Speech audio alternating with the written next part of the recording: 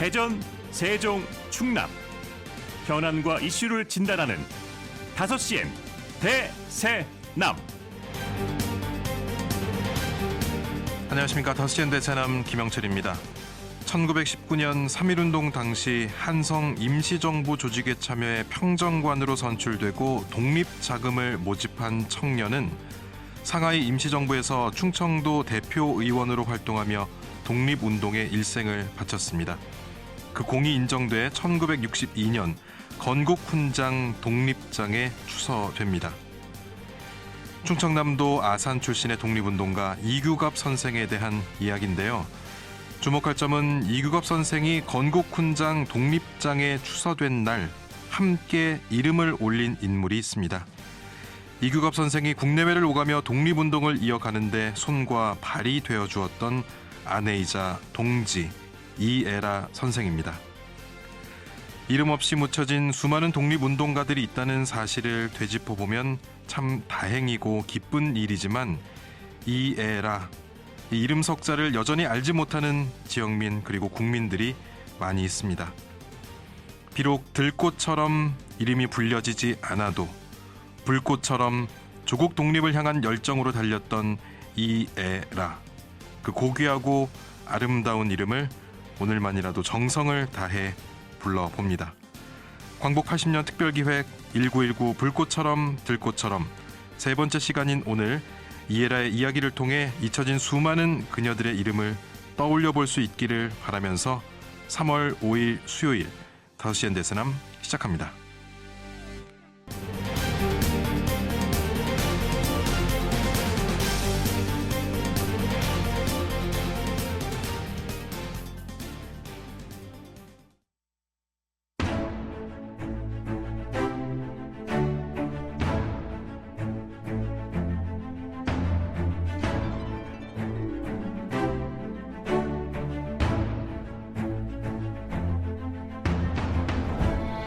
광복 80년의 해 3.1운동 106년을 맞아 준비한 대세남 특별기획 1919 불꽃처럼 들꽃처럼, 오늘은 그 마지막 시간으로 독립운동가 이애라에 대해 집중적으로 이야기 나눠보겠습니다. 서단법인 선인역사문화원 김형목 연구소장 모셨습니다. 어서 오십시오. 예, 반갑습니다. 제가 앞서 언급하기도 했지만 이애라 선생은 남편 이규갑 선생이 1962년 건국훈장 독립장에 추서될 때 함께 이름을 올렸습니다. 여성 독립운동가로서는 최초로 인정을 받은 인물 가운데 한 명이고, 또 1960년대 공적을 인정받은 여성 독립운동가가 18명이었다는 사실에 비춰볼 때도 상당히 주목할 만한 그런 인물입니다. 하지만 대한민국 국민들이 유관순 열사는 모두 알고 있어도 이애라는 모르시는 분들이 계실 것 같습니다. 이 점에 대해서 학자로서 어떻게 보고 계신지도 궁금합니다. 그게 어떻게 보면 우리 역사 교육 자체가 너무 좀 편중되어 있다는 걸 확실히 느낄 수 있는 부분인데요. 제가 독립기념관에 근무할 때 2015년 광복 70주년 때 독립운동가 100인을 선정해가지고 인기 투표를 한번 해봤어요. 그랬는데 현장에서 스티커를 붙이게 했는데 압도적인 1위가 유관순 열사였고 2위가 안중근 의사였는데 거의 한 3배 정도 차이가 났었어요. 인터넷으로 했을 때는 또 압도적인 1위가 백범 김구고 이제 종합적으로 봤을 때는 역시 김구가 최고 인기가 있었던 것 같고, 그런 걸 보게 되면은 우리 역사 교육에서 삼을 하늘 뭐 가만히 우러보면 이제 이런 것들이 어릴 때 이야기됐던 부분들이 거의 작용을 하는 것 같아요. 아, 역사 교육이라고 하는 게 진짜 중요하다고 그렇게 해서 그 당시 결과를 교육부에 이야기를 했습니다만 그 반영이 안 되는 것 같아요. 그러다 보니까 계속 그런 부분들이 오히려 더 전국되어 버리고 그러다 보니까 이애라 여사 같은 경우에는 어린애가 죽임을 당하는 젖먹이가 죽임을 당하는 그런 아픔을 겪으면서도 남편 뒷바라지를 했고 뭐 결국 러시아에서 백마로 순국을 하는 그런 상황까지가 그런 이야기할 공간이 없는 것 같아요.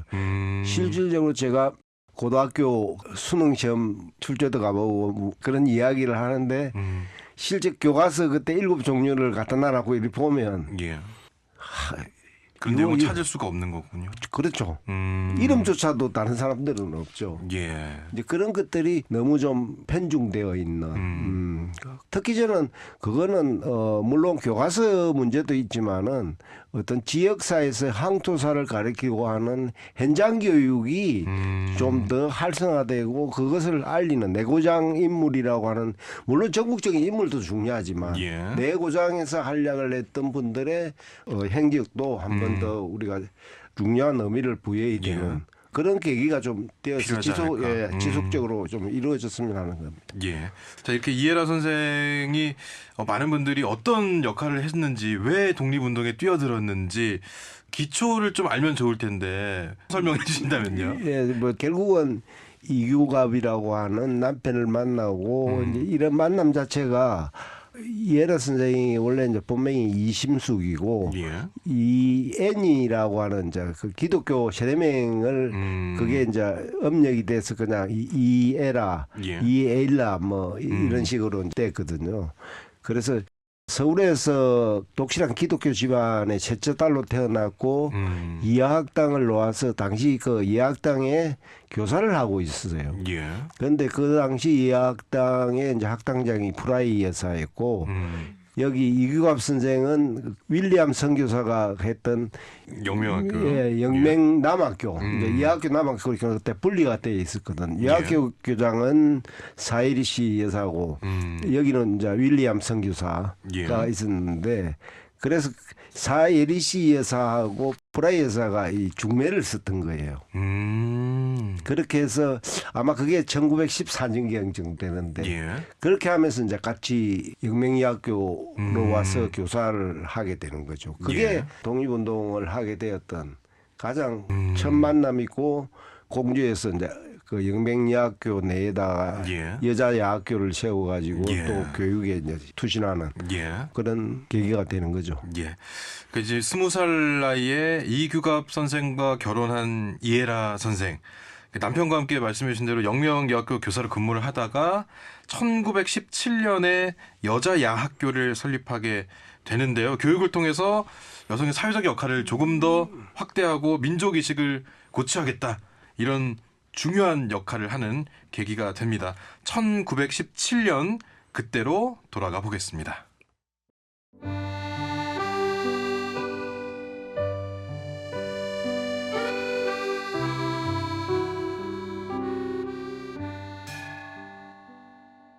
얘들아 조용. 여러분, 오늘은 우리가 자국어의 중요성에 대해 배울 것입니다. 우리가 우리의 언어를 제대로 익히고 사용하는 것이야말로 진정한 독립을 향한 첫걸음입니다. 선생님, 정말 우리가 배우는 것만으로도 독립에 기여할 수 있을까요? 물론입니다. 여러분, 독립은 단지 외적인 행동이 아니라 우리 안에서부터 시작됩니다.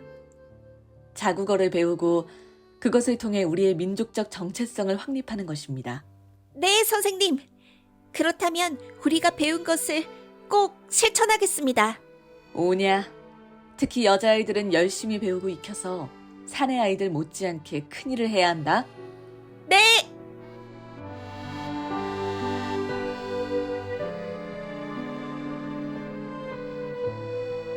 1910년대 공주 영명여학교는 교육의 불씨를 피우기 위한 작은 불꽃이었다. 일본의 압박 속에서 많은 사람들이 교육의 기회를 갖지 못한 것이다. 이해라는 교육을 통해서만 여성들이 독립운동에 참여할 수 있다고 믿었다. 그곳이 공주 영명여학교였다. 3.1운동이 일어나기 2년 전인 1917년 어느 날 이해라와 남편 이규갑은 독립을 위해 할 수 있는 일이 무엇인지를 끊임없이 고민했다. 그들의 마음속에는 교육과 독립운동이 서로 얽혀 있었다. 한편으로는 교육자로서, 다른 한편으로는 독립운동의 일환으로 무엇을 해야 할지 갈등이 있었다. 여보, 많은 이들이 교육을 받을 수 있도록 해야겠다는 마음은 간절한데 낮에 일하는 사람들이 대부분이에요. 우리가 그들에게 교육의 기회를 주려면 야학을 열어야 하지 않을까요? 나도 그 생각을 하던 참이요. 하지만 걸림돌이 너무 많아요. 걸림돌이요? 우리가 하루 종일 아이들하고 씨름하는 것도 보통 노동이 아니잖소. 그렇긴 하죠. 그렇게 힘들게 가르치다 보면 교장 선생님이나 주변 다른 선생님들 눈치도 봐야잖아. 물론 그것도 그래요. 특히 일본 사람들 통제와 감시 속에서 여성 교육을 추진하는 일은 만만치 않을 거요. 그래도 결국은 해야 할 거예요. 우리가 안 하면 누가 하겠어요? 교육을 해야만 독립의 씨앗을 뿌릴 수 있어요. 우리가 시작해야 다른 이들도 나설 수 있을 거라고 믿어요. 맞소. 합시다. 우리만이 할 수 있는 일이니까. 함께라면 두렵지 않아. 우리에게 주어진 시간이 얼마나 될진 모르지만 우리가 이 길을 시작하는 것만으로도 많은 이들이 변화를 느끼게 될 거야. 합시다. 야학!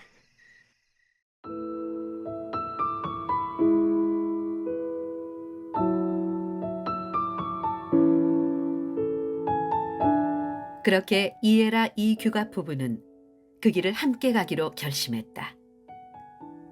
남편 이규갑은 독립운동가이자 목사로, 이에라가 이화학당 교사로 근무하던 중 20세에 결혼했다. 이규갑은 충남 아산 출신으로서 한성사범학교와 신학교를 졸업하고 종교와 유경사업에 헌신하고 독립운동가로 일생을 보냈다. 부부는 결혼 후 공주 영명학교에서 야학을 열기로 결심한 것이다.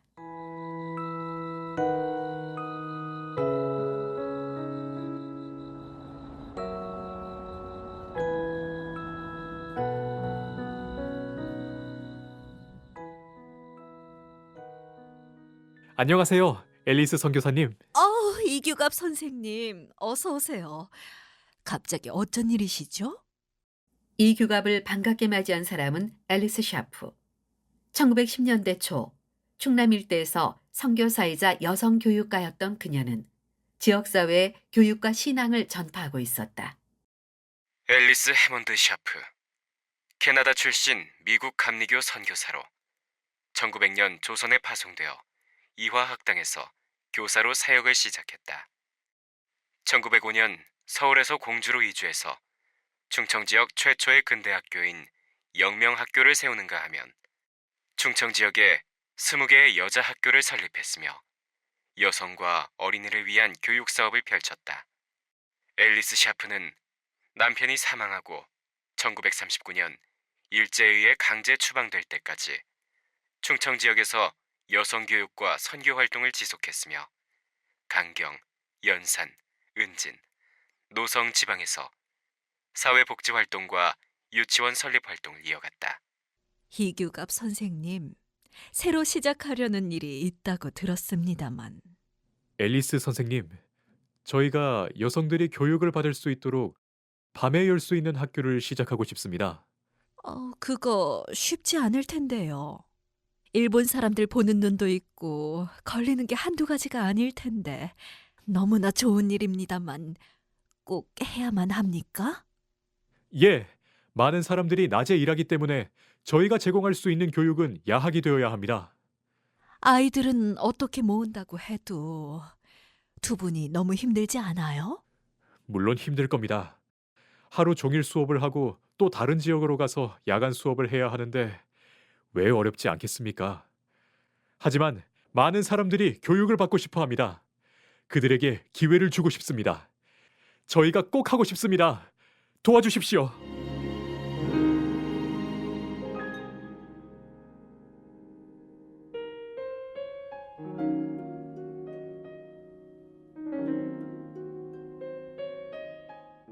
앨리스 샤프 선교사는 이에라 이규갑 부부의 요청을 들으며 고민에 빠졌다.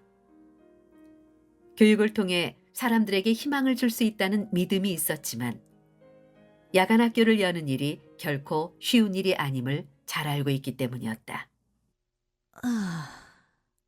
이규갑 선생님? 예, 앨리스 선생님. 저는 여러분의 요청을 받아들입니다. 야간 학교를 여는 것은 분명 쉽지 않겠지만 여러분의 열정과 의지가 이 일에 필요하다는 것을 느낍니다. 아, 감사합니다. 정말 감사합니다, 선생님. 저는 이 교육이 반드시 성공하리라 믿습니다. 여러분의 노력이 많은 이들에게 변화를 가져올 것입니다.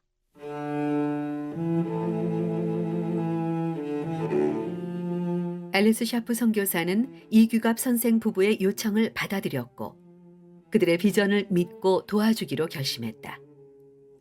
그녀의 결정은 단지 학교를 허락하는 것만이 아니었다. 공주 지역에서 교육을 통해 희망을 전파할 수 있는 기회이며 여성들에게도 교육의 기회가 주어지는 중요한 순간이었다. 마침내 야학이 열렸다. 부부는 밤마다 교육을 제공하며 사람들에게 독립을 향한 마음을 심어주었다. 야학은 단순한 학문을 배우는 것이 아니라 민족의 미래를 위해 희망을 나누는 것이 되었다. 여러분, 이곳에서 우리가 배우는 것은 단지 글자가 아닙니다. 이곳은 우리의 민족의 미래를 위해 함께 배우고 성장하는 곳입니다. 우리가 함께라면 어떤 어려움도 이겨낼 수 있을 것입니다. 우리는 함께 배웁니다. 독립을 향한 길을 함께 갑니다.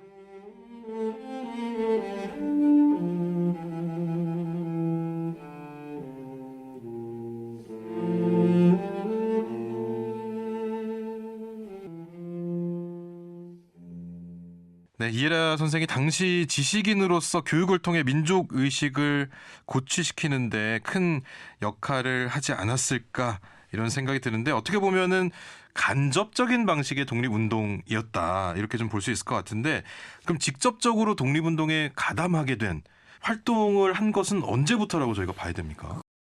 그러면 3.1운동 전후로 봐야 되겠죠. 아무래도 예. 이제 이규갑 선생이 남편이 공주를 근거지로 활동을 하다가 예. 서울로 이제 옮겨가게 되는 거죠. 그러면서 이해라 여사는 여기에 이제 공주에 있으면서도 교회나 예. 학교를 통해서 뭐 전도 활동이라는 하에 뒤에서 이제 군자금도 모금하고 그런 예. 활동을 하게 됐고 실질적으로 이제 이규갑 선생 같은 경우에는 예. 우리가 잘 3.1운동의 어떤 열기를 더하기 위해서 결국은 인천 만국공원에서 예. 국민대회 소집을 갖다가 하면서 그때 당시 김사국이라든지 이런 분들과 함께 한성정부 수립을 위한 그 활동을 하게 되는 거죠. 예. 그게 이제 직접적으로 독립운동에 이해라 여사가 뛰어들게 되고 그러면서 대개 그때 만들어진 헬성애국 부인회나 아니면 대한민국 애국부인회나 이런 단체들이 거의 90% 이상이 사실은 기독교 여성들이거든요. 아. 그러니까 결국은 신여성에 의해서 조직되었던 것이 이 단체다 보니까 당시에 헬성애국부인단이라든지 이런 예. 여성단체들에도 자연스럽게 거기는 들어갈 수밖에 없어요. 그리고 1920년대까지만 하더라도 우리나라 예학교의 대개 기독교 계통의 미션계 예학교에는 거기에 근무하는 선생들은 미션계 학교를 와서 굳이 정하지진 않았지만 예. 5년 정도는 의무 복무를 해야 되는. 그래서 고향이 뭐 서울이지만 부산 가서도 하고 예. 광주 가서도 하고 뭐 우리가 잘 아는 뭐 슈페아 여고라든지 부산 지금 동네 여고인 부산진 예. 일진여학교 뭐 그다음에 대구 영신여학교 뭐 이런 식으로 공주의 영명여학교 이제 예. 이런 데 이제 파견을 가는 거죠. 아. 교사로. 그래서 뭐 송도 호수선제학교 나온 사람이 저 지방으로도 가고 또 요 부산의 일진여학교 나온 사람이 교회 학교를 통해서 저 예. 어주로도 가고 이제 그게 인적 교류가 될 수 있는 어떻게 예. 보면은 특히 여성들의 독립운동 참여는 그런 미션계 학교의 개통이라고 하는 것이 예. 중요한 역할을 했던 거죠. 예. 근데 이렇게 좀 적극적으로 독립운동에 좀 가담을 하게 되면서 이제 일본의 감시도 더 받게 되는 그런 상황이었을 거 아닙니까? 굉장히 모진 고문을 당해도 입을 절대 열지 않았다. 이런 이야기들은 전해지고 있더라고요. 소장님께서 짧은 뭐 일화라든지 하나 있다면 좀 소개를 해주시죠. 그게 이제 꼭 뭐 이 이해라 선생과 관련된 건 아닌데 개성에서의 3.1운동을 주도했던 여매래라든지 이런 예. 분들의 구술을 했던 걸 보면은 얼마나 고문이 잔혹했냐면은 예. 나체를 시켜서 기어다니게 그러니까 수치스럽게 그래서- 하는 거죠. 모욕을 주는 거죠. 예, 모욕도 예. 주고 그다음에 손톱 밑이나 이런 데다가 아, 대꼬치를 꽂고 예. 그다음에 고춧가루 해서 물고문 그다음에 뭐 의자에 뒤로 매달아 가지고 천장에 매달아서 우리가 뭐 요즘 이야기하는 인간이 할 수 있는 가장 고통스러운 거는 다 했던 것 같아요. 자백을 받아내기 위해서. 예. 그런데 그것이 그한테 이루어진 것이 아니라 김마리아가 대구 감옥에 있을 때도 했던 이야기들, 예. 그다음에 항해 지덕이가 했던 이야기 이런 걸 보면은 그게 조금 다반사였던 것 같습니다. 예. 그러니까 이에라에서 당연히 이규갑을 이제 추적을 하고 있는데 남편이 모른다고 그러니까 고문이라고 하는 거는 그거는 뭐 항상 수반될 예. 수밖에 없는 예. 그런 상황이었죠. 예, 특히나 지금 최근까지도 이어졌던 그런 행태이지만 그 당시에는 더욱더 여성들이 공적 활동이라는 것이 좀 덜 했던 시기이기 때문에 더 눈에 띄었던 상황이고 또 그런 감시의 대상이 될 수밖에 없을 텐데 결국 체포가 됐고 체포된 순간에도 전혀 흐트러짐이 없었다는 이야기가 전해져 오고 있습니다. 당시로 되돌아 가보겠습니다.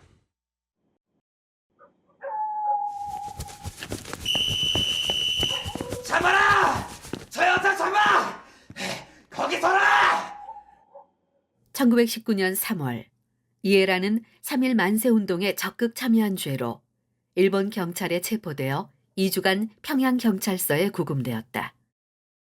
석방 직후 남편 이규갑의 지하 활동을 지원하기 위해 서울로 이동하고 있었는데 서울 아현동 인근에서 일본 헌병대와 마주친 것이다.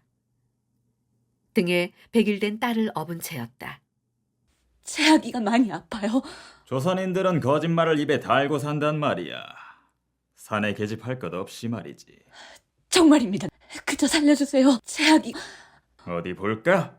이리 내! 안 돼요. 아이는 안 돼요. 아기, 내 아기. 제발. 그렇게 매달리면 난 더 즐기고 싶어진단 말이지. 에이! 일본 헌병은 신랑이 끝에 강제로 아이를 빼앗아 길바닥에 내동댕이 쳤다. 그리고 그 사건은 그녀의 삶에서 비극적인 순간으로 기록되었다.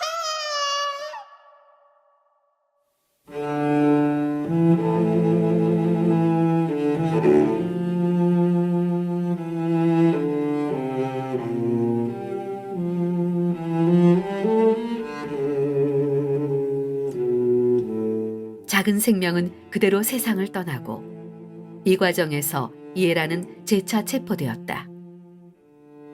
유족회 수습 담당자 증언에 따르면 시신은 아현 성결교회 공동묘지에 안장되었으나 일제 감시로 정식 추모식 거행이 불가능했다. 이 사건은 일제가 여성운동가의 가족까지 희생시킨 잔혹성을 보여주는 동시에 독립운동가들의 인간적 고통을 부각시킨다. 1920년 추록 후 이에라 선생은 수원, 공주, 아산 지역 교회를 순회하며 애국인회 활동을 전개했다. 애국 부인회는 1919년 3.1운동 이후 여성 독립운동가들이 주축이 되어 조직한 단체로 독립운동 자금 모금과 독립사상 고취를 위한 활동을 전개했다. 이에라 선생은 애국 부인회를 결성한 지도자로서 임시정부와 연락을 담당했으며 군자금 모금 활동에 앞장섰다. 그해 12월 아산 지역 모임에서 일본 경찰의 급습을 받으며 재차 체포된다.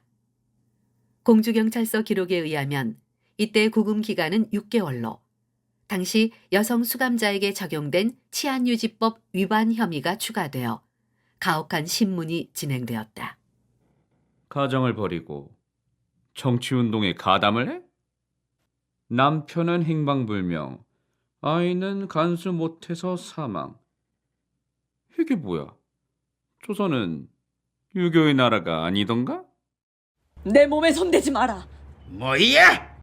독립운동이나 한답시고 가정을 버린 여인이지만 부덕한 사람은 아니다. 그렇게 투옥된 채 고문을 받는 이에라에게 어느 날 남편 이규갑이 인편을 통해 비밀 편지를 보내왔다. 여보, 미안하오. 당신을 위해서 해줄 게 없으니. 당신이 투옥된 후 일본 헌병들의 감시가 더 극심해졌소. 러시아로 망명을 할까오. 당신을 옥에 남겨두고 떠난다는 게 사람 할 짓이 아닌 줄 알지만 지금으로선 최선의 선택이오. 알아보니 조만간 당신이 풀려난다고 들었어. 우선은 건강을 보살피고 쾌차하는 대로 국내 여성운동을 맡아줘. 당부만 남기고 떠나오. 날 용서하시오. 그렇게 남편 이규갑은 조국을 떠났다.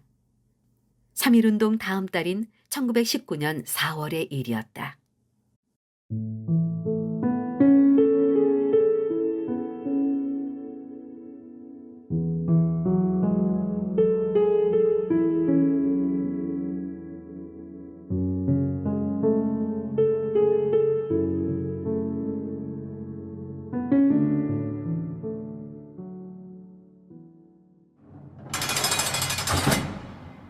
마침내 이에라가 석방되었다.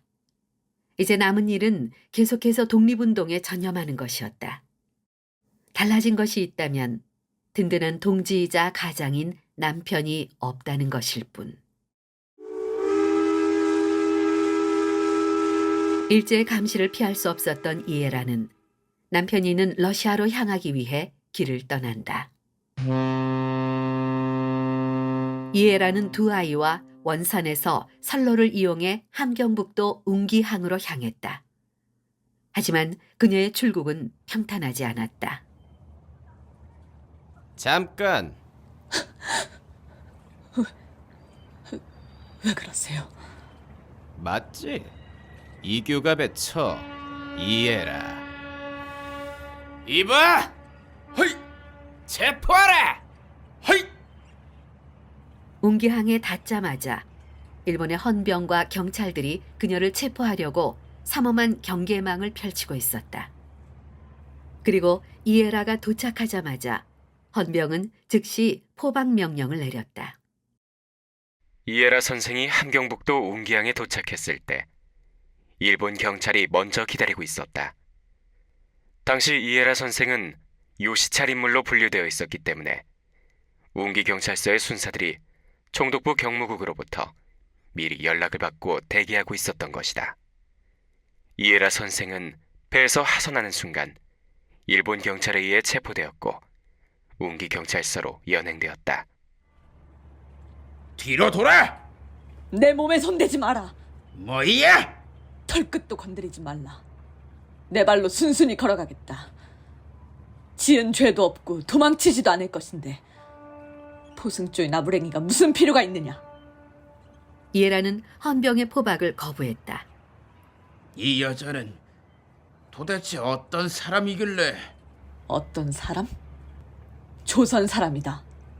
우리 국모를 능욕해 돌아가시게 하고 우리 황제의 자리를 빼앗은 외놈들의 개돼지가 되어 무슨 짓을 하는 것이냐. 아니, 이 여자가 점점... 신라의 개돼지는 될지언정 외놈의 신하는 되지 않겠다며 참수당한 박재상을 모르느냐.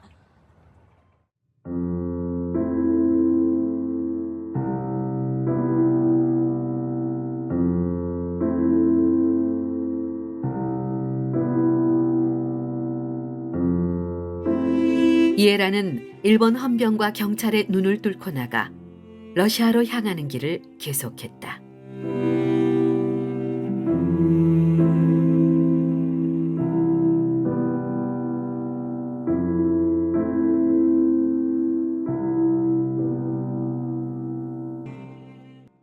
네, 이에라 선생이 투옥되고서 남편인 이규갑 선생은 망명을 하면서 국제적인 행보를 이어가게 되는데 망명하기 전에 투옥된 이에라 선생에게 국내에서 여성 운동을 담당해 주게라는 부탁을 하고 갑니다.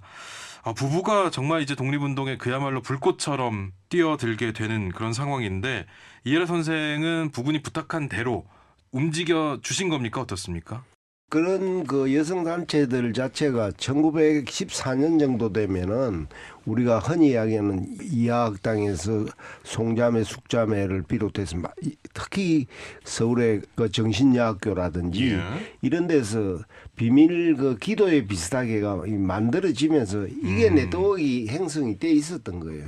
이게 이제 3.1 운동을 계기로 해서 전국적인 네트워크가 형성이 되고 그러면서 거기 강령이 간 것이 독립유공자 가족들, 독립유공자들 후원하겠다라고 하는 그렇게 해서 실질적으로 대한내 국부인회가 그 군자금을 모금해서 그 상하이 임시정부에 나중에 보내는 돈들이 꽤 되거든요.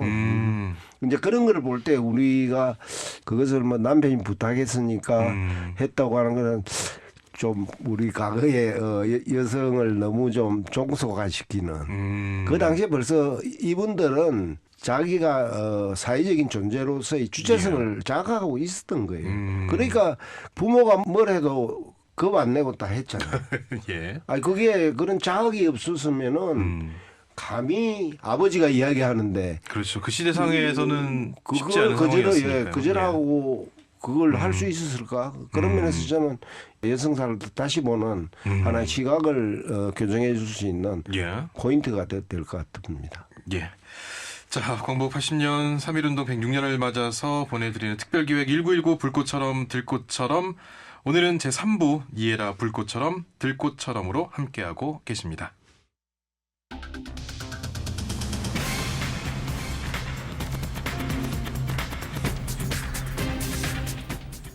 5시엔 지역의 이슈와 현안을 진단합니다. 5시엔 대전, 세종, 충남 지역민의 목소리를 듣습니다.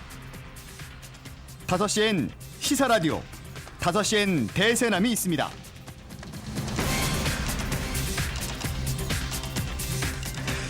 네, 한번 체포가 돼서 고문 받아도 견디기가 힘든데 세 번째는 병보석으로 풀려났다라고는 하지만 병보석으로 풀려날 정도라면은 그 엄혹한 시기에 몸 상태가 정말 많이 좋지 않았던 것 아니냐 이런 뜻일 텐데 그 이후에는 어떤 행보를 보이게 됩니까? 그때가 이제 병보석으로 3차 그 연행되어 가지고 갈 때가 이제 국외로 탈출을 시도하는 거죠. 그러니까 이제 남편이 가 있고 어린 애는 일본의 그 추적에 의해서 젖먹이가 그 살해당하는 그런 이제 엄청난 비극을 겪고 계속적으로 감시와 억압과 해유가 이제 들어오게 되니까 결국은 부근이 있는 러시아 연해주 지역으로 이제 가려고 서울을 출발해서 함경도 쪽으로 가는 거죠. 함경도 쪽으로. 네. 그래서 이제 그 당시 교통이 안 좋으니까 배편을 주로 이용한단 말이에요. 요즘 같으면 기차로 이용하거나 도로를 이용하겠지만 그런데 이제 거기 가니까 지금 고도 지금 항구가 지금 2군데로 나오는데 아마 제가 보기에는 운기였던 것 같은데 거기에서 우리 한국인 순사부한테 체포가 되죠. 그렇게 해서 이제 경찰서 유치장에 가서 구금이 되는데 시숙의 아들 그러니까 이규풍의 아들이 거기에서 의사를 하고 있었어요.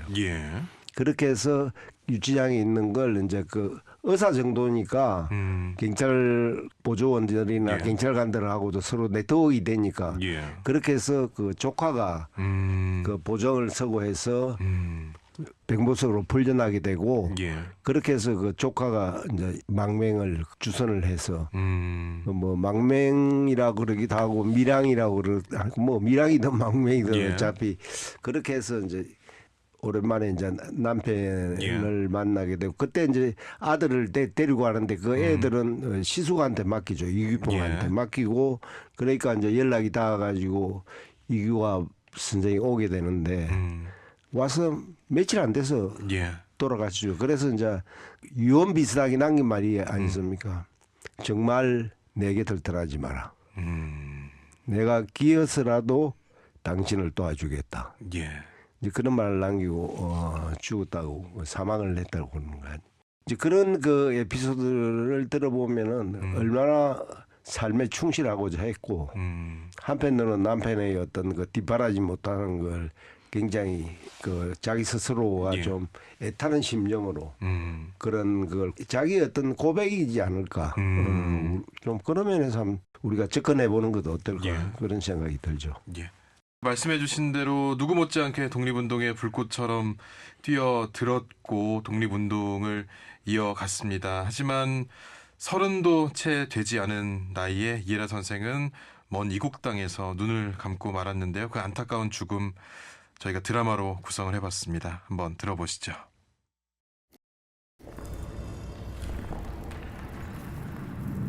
지독한 여자 같으니 어서 말해.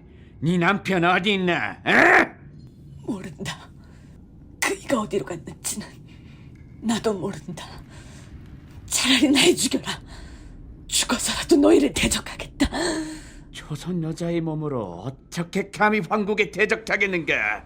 내 몸 고통을 견딜 수 있을지 모르겠지만 내 의지는 결코 꺾을 수 없다. 일본 경찰은 그녀에게 끝없는 고문을 가했으며 고문이 계속될수록 그녀의 고통은 더 깊어졌다. 불령선인 1910년 일제가 조선인 중 자신들의 명령 및 지도를 따르지 않고 저항 및 반항하는 조선인들을 지목하여 만든 용어다. 그 기준으로 보면 이에라 역시 불령선인이었다. 옹기항에서의 3번째 투옥 이후 이에라는 고문으로 만신창이가 되고 있었다. 이에라는 졸도를 반복하는 수영 생활이 계속되고 있었다. 부르셨습니까, 국장님? 자넨 도대체 정신이 있는 건가 없는 건가? 예? 이에라라는 조선 여자가 사망했나? 사망은 아니고 똑바로 보고하라! 하이! 위험한 상태이긴 합니다만 만약 경찰서에서 갑자기 숨이라도 끊어진다면 문제가 시끄러워져. 안 그래도 의사를 부른 참이었습니다. 그래. 잘했구만. 어떤 일이 있어도 죽어선 안 돼.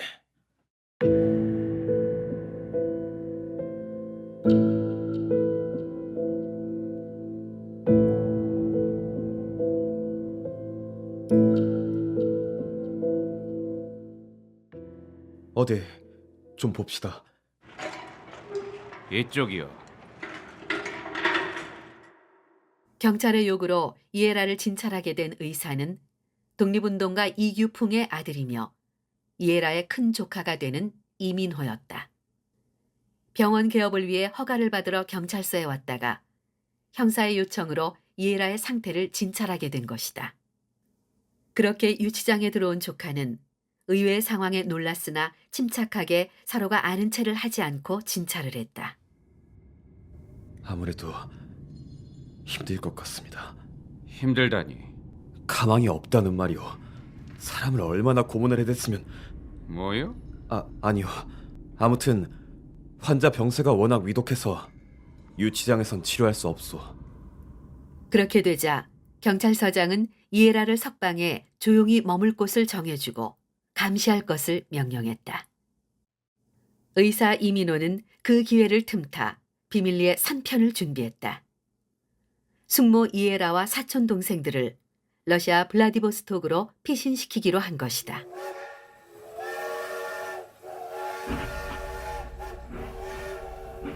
목적지에 도착한 이에라는 먼저 아이들을 큰아버지인 이규갑에게 보낸 뒤 자신은 병원에 입원했다.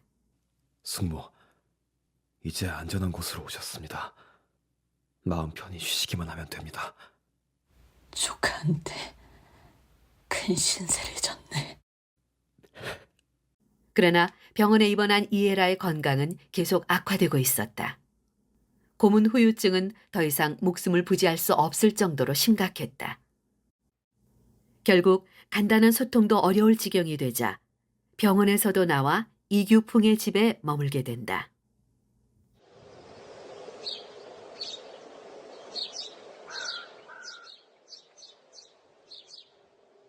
하늘은 평온한데 나의 세상은 어찌 이리도 비참할꼬.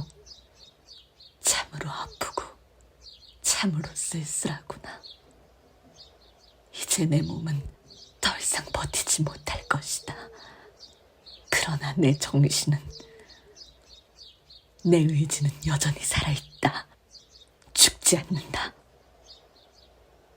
그대가 오실 때까지 죽지 않으려.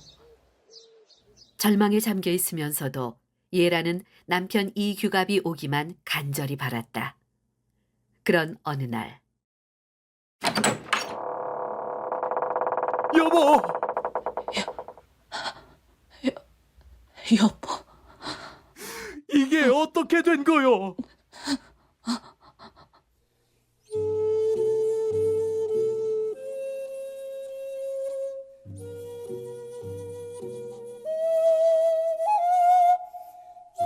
당시 부군인 이규갑은 러시아에 창설한 한국 독립군 사관학교 교장이었다. 일본 마적당과 교전을 하는 등 무장투쟁의 한가운데 있었다.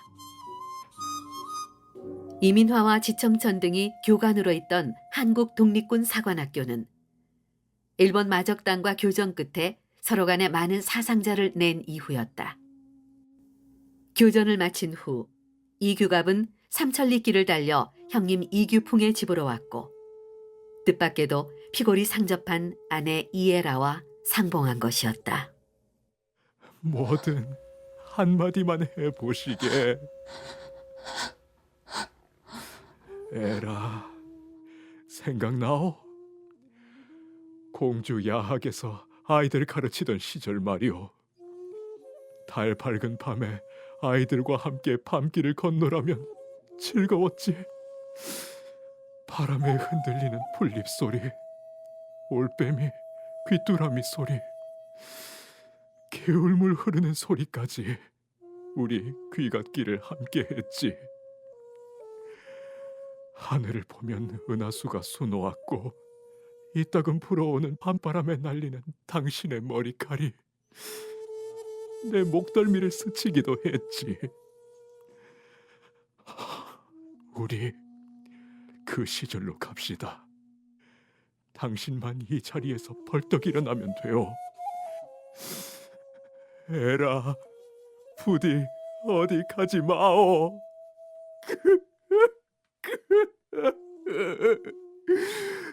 당신을 업고 공주로 가겠소. 즐겁게 야학하던 공주 땅으로 말이오. 규가, 내가 얼마나 기다렸는지 모르겠어요. 당신이 여기 와줘서 얼마나 기쁜지. 이젠 됐다 싶어요. 난 이제 갑니다. 당신 왔으니 떠나도 되겠다 싶어요. 우리 이 다음에 공주에서 또 만나요. 야학 아이들하고 그 밤길 다시 걷고 싶습니다. 당신은 바지 가랭이 집어 올리고 나는 적삼 칠근 동여 메고 뛰고 놀아요. 부부의 재회는 기쁨과 눈물의 시간이었다. 하지만 그나마 너무나 짧았다. 부부가 재회한 며칠 뒤 이에라는 결국 순국하고 말았다. 정부는 그녀의 의지와 독립을 위한 정신을 기리기 위해 1962년 3월 1일 건국 훈장 독립장을 주서했다.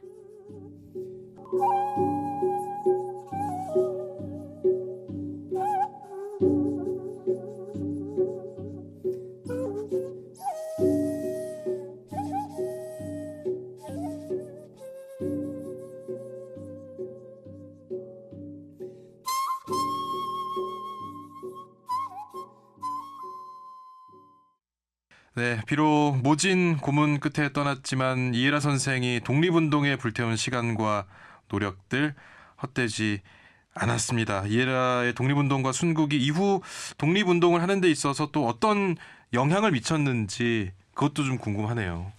그 뭐 가장 강한 거는 자기 희생이라는 걸 통해서 조국과 민족이 자기에게 무엇을 원하는지 예. 어떻게 보면 시대적인 소명에 충실했던 그러한 여성의 어떤 여장부 역을 예. 그런 면에서는 독립운동가들 사이에서는 상당히 이야기가 됐던 것 같아요.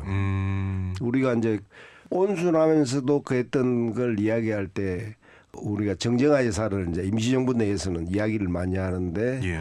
정정아 여사에 대해서 짧은 글을 남겼던 분들의 그 글을 보게 되면은 거의 뭐 여전사 역을 비록 총을 들고 싸웠던 우리가 뭐 여성 강복군은 아니었지만 우리가 여전사 그럼 주로 이제 이야기할 때 조선노영대 박사정 여사나 뭐 이제 이런 분들을 여사나 이런 분들을 이야기하는데 꼭 총을 들어야만 전사는 아니잖아요.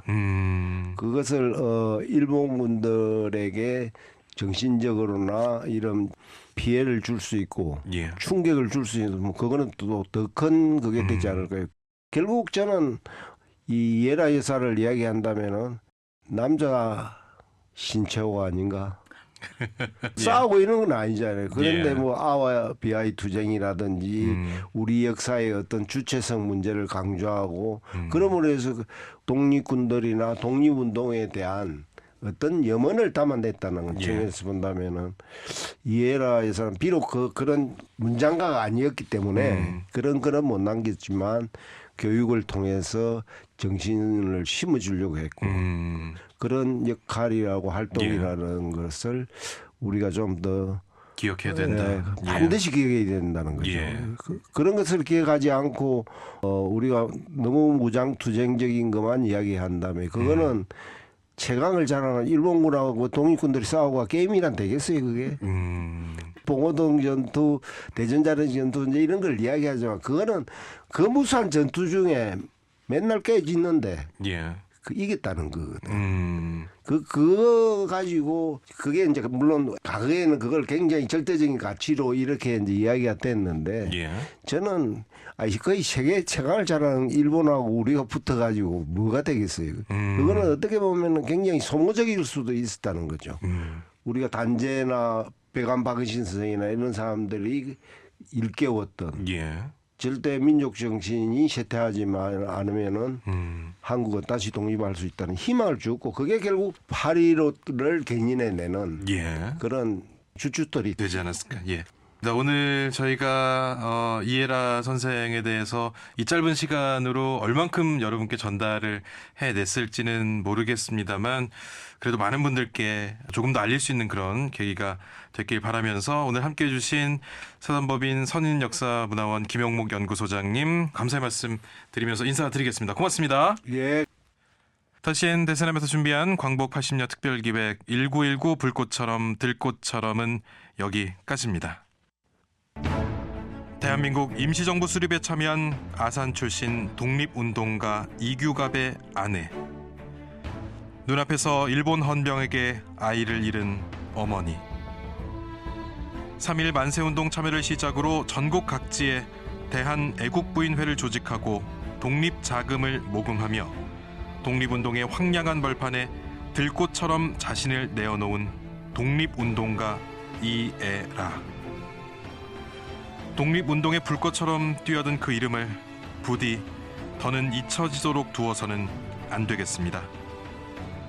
사흘간 이어진 광복 80년 라디오 특별기획 1919 불꽃처럼 들꽃처럼에 많은 관심 보여주신 청취자 여러분께 감사 말씀드리면서 다시엔 대세남 오늘의 끝곡 황치열의 어찌 잊으오 준비했습니다. 이 노래 전해드리면서 저는 내일 다시 찾아뵙겠습니다. 지금까지 김영철이었습니다.